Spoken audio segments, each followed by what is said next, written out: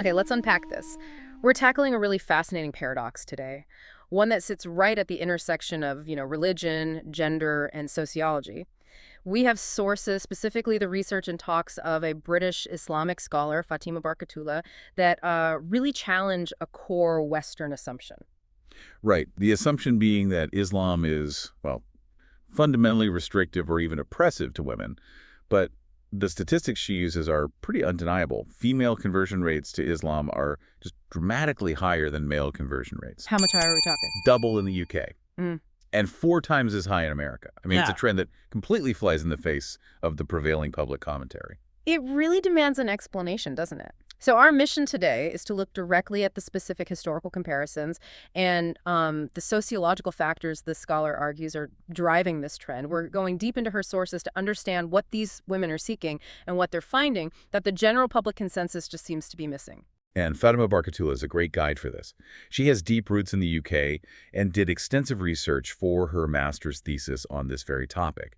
So she sets up the core question: why are Western women, supposedly the most liberated women in history, flocking to a religion so widely criticized in the West? And she suggests the answer lies in, well, historical dignity and finding solutions to modern societal decay. So the source material kicks off with a historical claim that is pretty jarring to the typical Western narrative. Barkatullah argues that when you look at the actual timeline of legal rights for women, Islam often stands centuries ahead of the West. It's a remarkable claim. She points out that Prophet Muhammad, 1400 years ago, was arguably the first world leader to speak publicly and explicitly about women's rights. You mean like in a formal address? Yes, we're talking about public pronouncements like women have rights over you, and a really severe warning to men that they will be questioned by God about how they treated women. That establishes a kind of foundational moral accountability that, predates Western declarations of human rights by millennia. That is a massive claim about legal history. So how does the scholar square that with the Western perception that Islamic law later became restrictive? By drawing a stark point-by-point comparison with the legal history of, say, Britain. Mm. The sources argue that many of the battles fought by 19th and 20th century feminists, the very rights they were demanding, Right. were rights that were just fundamentally absent in Western common law, but were actually guaranteed in Islamic law from the 7th century. Okay, let's start with the most famous one, property rights. How big was that disparity? The contrast is startling. The scholar uses classic English literature, referencing Jane Austen's era, to illustrate it. Securing an inheritance was absolutely critical for a woman because the moment she married, her wealth legally just vanished into her husband's control. She lost her economic identity. She just ceased to exist financially as an individual. Exactly. But the sources highlight that 14 centuries earlier, Islamic law guaranteed a woman's right to earn, inherit, and manage her own wealth independently. Her own. Yes, it was her property to keep, untouchable by her father or her husband. That's a fundamental difference in legal philosophy that predates modern Western law changes by a huge margin. And it wasn't just property where Western law stripped a married woman of her identity. No, not at all. Even in court, a married woman in Britain lacked a legal entity. She couldn't petition the court or sue in her own name. Why not? Because her legal standing was completely subsumed by her husband. She didn't exist as an individual in the eyes of the law. And the Islamic history on that. A total contrast. Women always had the explicit right to go to court and demand their rights, even in family matters. You mentioned an example of a woman seeking an annulment. Yes, the source cites the example of a woman who sought an annulment for a forced marriage, which the Prophet immediately granted. And crucially, women also had the right to initiate a divorce, a right that was extremely difficult, if not impossible, for women to get in the West until, well, the modern era. So property rights, legal standing, divorce. What about education? That was also restricted in the West until fairly recently. Precisely. Cambridge and Oxford only started allowing women access and degrees about 100 years ago. Yet, the sources underscore this long-standing history in Islam where education wasn't just allowed, it was encouraged. The Prophet's wife, Aisha, is cited as one of the greatest scholars and interpreters of the Quran. So high-level female scholarship right from the beginning. Right at the very beginning of the tradition. And this analysis isn't just a modern rereading of history, is it? It's backed up by some outside observers. Yeah, that historical observation from before organized Western feminism is key. Lady Elizabeth Craven, an 18th century British explorer, she traveled through the Ottoman Empire and wrote about her What surprise. did she say? She wrote that she had never seen a country where women enjoyed so much liberty and were capable of being the happiest creatures breathing. Wow. Her observation really suggests that this idea of the subjugated Muslim woman is a narrative that was created much, much later. It often clashes with what Western visitors actually saw on the ground centuries ago. Okay, so that historical foundation leads us right to the most controversial topic, the hijab, which is often seen as the ultimate symbol of oppression. How do we get from these advanced historical rights to what many people now see as a modern restriction? The transition, according to the sources, is rooted in the difference between, let's say, private freedom and public dignity. The scholar frames the hijab, which is defined as loose, opaque clothing covering everything but the face and hands, paired with dignified behavior, not as a punishment, but as a command from God for the woman's own good and for the stability of the whole society. And what's the actual lived experience of the converts who choose to adopt it? What do they say? What's fascinating here is the consistent feedback. Converts often report feeling treated with dignity and respect for the first time after they start wearing it. They say it acts as a kind of cultural buffer. It forces men to engage with their intellect, their words, rather than just their physical appearance. It changes the dynamic? It fundamentally changes the dynamic in the public square, yeah. So it's a measure designed to take some of the sexual tension out of public life, which the sources argue is pretty corrosive in Western society. Exactly. The source analyzes the harms of, unchecked mixing and the sexualization of professional life. If a woman feels professional pressure to wear revealing clothes, makeup, high heels, which can often be read as a kind of sexual performance for male colleagues, that breaks down boundaries. And that can lead to affairs and eventually the collapse of families. And the harms go beyond just the family, right? It impacts women's mental health. Absolutely.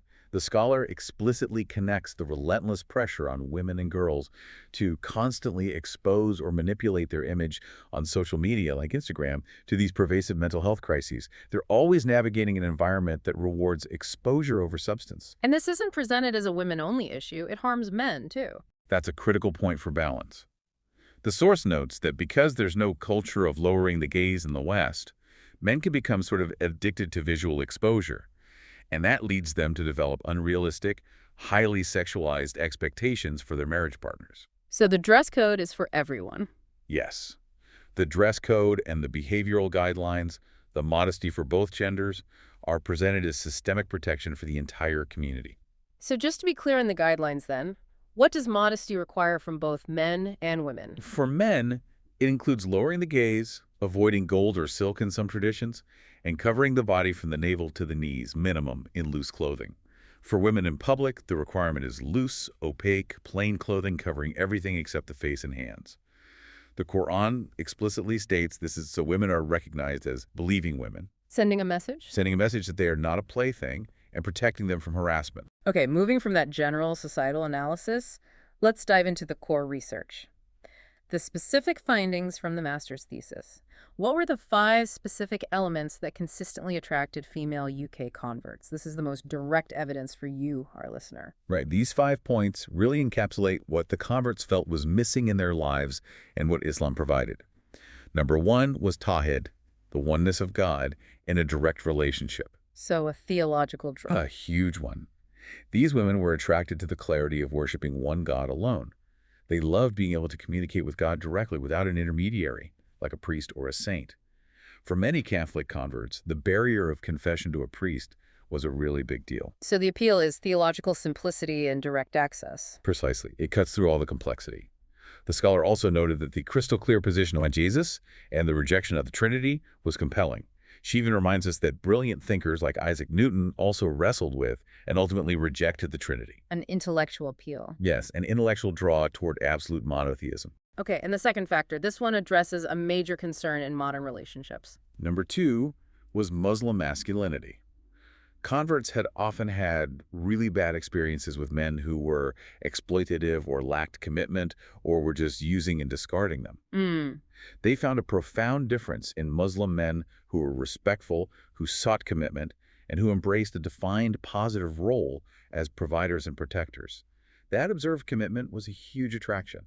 And the third factor speaks to stability and managing chaos. Absolutely. The third was a clean life without intoxicants. This was often tied to profound suffering. Many converts grew up with alcoholic parents or had partners addicted to drugs or alcohol, and that led to just chaos, neglect, and trauma. So the prohibition wasn't just a rule. Not at all. The ironclad prohibition against drugs and alcohol in Islam was seen as a powerful promise of a clean, stable, predictable family life. The fourth factor is highly sociological. It connects directly to the state of Western family life. That would be the Muslim family structure. This is where the conversion experience really shifts. Converts were frequently invited into Muslim homes, and often for the first time they experienced a warm, caring, intact, complete family unit. This is a profound contrast to what the source calls broken Britain. And for you listening, we should define that term. What specific signs of social decay made that family structure so appealing? The scholar uses broken Britain to refer to the statistical breakdown of the family unit. The majority of children are now born outside of marriage, and an estimated 1 million children in the UK currently lack any male figure in their life at all. Wow. So the intact, stable, multi-generational Muslim family offered these women a sense of belonging and structure that modern individualism had just stripped away from their own lives. And the final factor, number 5, goes back to that theme of public dignity, but specifically for female social spaces. Number 5, the hijab and sisterhood.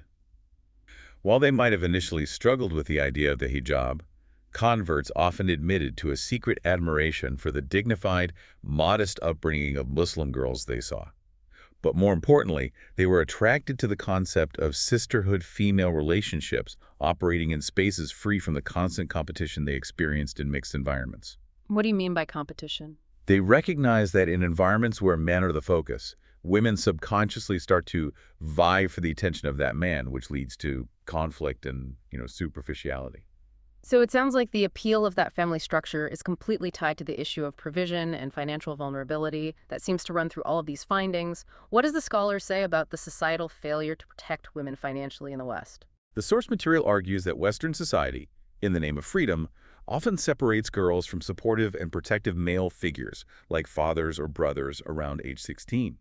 And this leaves them, often completely unprepared, to fend for themselves for their entire lives, making them perpetually vulnerable to exploitation and financial need. The pressure to handle full provision, protection, and a career must be immense. It is. And the appeal of Islam's financial framework is presented as a tremendous relief. The religion makes it the man's mandatory responsibility to provide for and protect his family. So it's not a choice. It's a requirement. This relief from always having to shoulder the burden of provision alone and the reduction in financial anxiety that comes with that was consistently reported as one of the most attractive parts of conversion. It completely shifts the burden of financial survival. So if a woman is listening to this and she finds the history, the family structure, the logic of the faith compelling, but she struggles with the practical steps, like, say, adopting the hijab, what is the practical advice offered in the sources? The scholar offers a really useful and calming analogy for managing that transition. She says that taking the Shahada, the declaration of faith, is like entering the door of a house. Okay. You have to first enter the door to actually be inside the house. So the declaration is the absolute priority. Absolutely.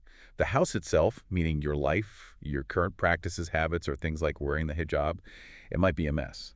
But once you are inside that door, you're safe, and you can start fixing it slowly, one room at a time. The source emphasizes that declaring faith is the most critical first step.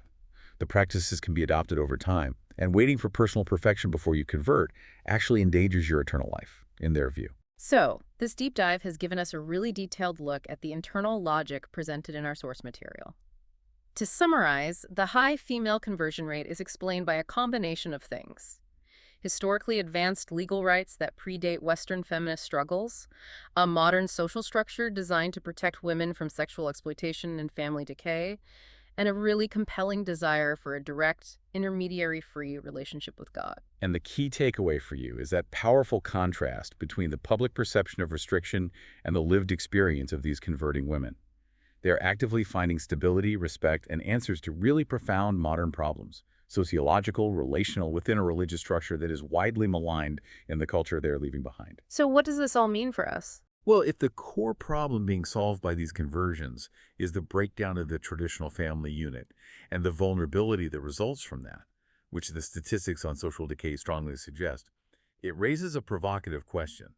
If absolute individual freedom comes at the high cost of social and familial cohesion, what other seemingly restrictive cultural practices across the globe might actually be serving a vital function, that of guarding the community?